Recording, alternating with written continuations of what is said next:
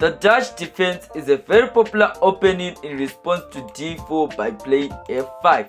And yes, white, you did want black to play the Dutch setup and have a very good position. So here you give away the pawn at e4. And after black takes, ladies and gentlemen, you have now entered into the Staunton Gambit. And in this video, I'm going to be showing the tricks and traps and how to make it a solid opening. So let's get right to it. So in this position as white, you play the move knight to c3. And here there are 4 popular responses: knight to f6, g5, c6, and knight to c6. So you're going to start with the response g5. Here black is already losing after the move queen to h5. Check. And here if he blocks, then you just take the pawn in the center. Here there are 2 responses like knight to f6. If knight to f6 is played, then you just take the queen there and make black lose his castle, right? But if black decides to take, then I guess you're just going to take here. And here the king is supposed to defend this weak c7 pawn. You just bring in reinforcements. And here playing the knight to a6 is a complete waste of a move, because you're just going to trade off your inactive bishop here and get a very nice position as white. So the recommended move by the agent is knight to c6. Here in this position, you just play bishop to g3, setting up our first trap in this video, because after black takes this free pawn, here as white you just castle here, and you're just saying, can this knight just escape back? Here if this knight escapes back, then there's the move knight takes c7 check, and here the king has nowhere to go. All of these squares are covered. So what does black have to do? Not only is black going to return his knight, he's going to suffer a devastating check again by the bishop, and this knight cannot take because it's pinned, which means that he's forced to go back with the king. And here not only are you going to take the knight, you're also going to get a free bishop, make the king move away, and play this gangster move knight to e6. And here threatening rook to d8 checkmate, which is the only way to prevent this bishop to h6 check. And here in this position, just move away your king. And here if he plays knight to f6, which is the top PG line preventing rook to d8, here as white you play the move rook to c7, the king moves to b8, then you just play rook to c4, open check. This bishop is now firing down the diagonal, and you know what's up next? Checkmate. So let's go back to that original position, knight to c3. So we have already seen the consequences of d5. Okay, let's look at another popular response, which is knight to f6 here.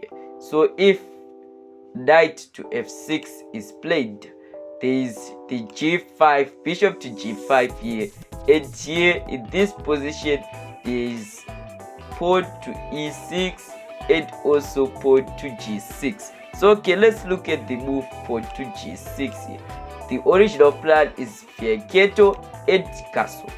So here black is planning to castle. So here what do you play? You play this aggressive move h4, and here you are weakening these 2 squares, but in exchange for what? After bishop to g7, h5, and here can take with any piece that you want. Let's just say it takes with the knight, you sacrifice the rook. Yeah, you sacrifice the rook, definitely, I guess. So in this position, after that, after g takes h5, here you just take, you don't take back with the queen yet, you just bring out your bishop to c4. And in this position, you already see the king is in danger. If he brings this rook here, then queen takes h5 is checkmate. So here the king has to have some air to breathe, and t6 is the best move. So here as white, you just take here, give it a check, and when the king escapes, you play this crazy move bishop to h6. And here if black takes, then the second trap is activated, because after that here you just give queen to f5 check, and here when the king returns, you bring your bishop, give it another check, and when the king goes, you just play bishop to e6 check, and whatever the king is going to play, e8 or g7, is still going to be queen to f7 checkmate. So which means that the second trap I've already shown you, that is the second trap here. So okay, let's go back to this position after the move knight f6, bishop g5. Okay, let's look at another continuation, which is also d5. Here still the same continuation, you just take, and yeah, you activate your queen again and take here. But here the advantage is not that big because of this pawn's movement. But even though in the long run you get also set a trap, here black can also lose his bishop, because after the queen takes, you take. Here in this position, if the king protects, you are just going to take this pawn. And if the bishop, here the top edge line is for the bishop to be developed, but a stubborn opponent will be just like, why can't I just bring my bishop to g7, and after he takes my pawn here, I'll just take here. Then I guess rook to d1 is the killer move. There's nothing that he can do because you're just going to fire his bishop and it's gone for free. So this is my third trap in this opening. Okay, now we are going to be looking at another response that I haven't looked at, which is the move c6. Yes, c6 sounds absolutely stupid, right? But the whole point is that after you take here, your opponent might play d5. You know, some opponents just like to win some table, even though you can take, but I would rather give the option first to give this notorious queen to h5 check. And here in this position, whatever that is going to do, you bring your queen to e4, because obviously it's going to block. There's no way it's going to move his pieces, right? And here this rook is under attack. Here in this position, what do you play? In fact, what does black play? He develops his knight. You just play the gangster move, knight takes e4. This is the gangster move in this opening. You already see the target of the knight there on that d6 square. And if black plays any silly move like b6, then I guess the smoother mate. That's my fourth trap. Yes, I've got a mate. Okay, let's just say he plays a more mature move here. That move b6 and plays bishop to g7 and to castle. Then here you just make it all useless, all his efforts in vain by playing knight to d6, and now the king can no longer castle, which means that after the king moves away, you're just going to take this and you trade. And you already have got much more activity. You're going to bring out your bishop, bring out your knight, and have a very good position. You already see the agent's evaluation is giving you +1 point, and that's enough to win, I guess. Okay, let's go back to the knight to c3 situation.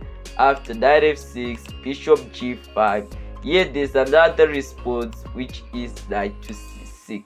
Yes, this is the solid. When your opponent is like, I've watched a press chess video, and definitely I know that you want to beat me with this gambit, so I become much more solid. Then you just play the move d5, and let me show you what is going to happen. After knight e5, queen e2, knight f7, which surprisingly is the best move, attacking this bishop. And here there will be a crazy line, knight h3, defending the bishop, and d6, attacking this knight.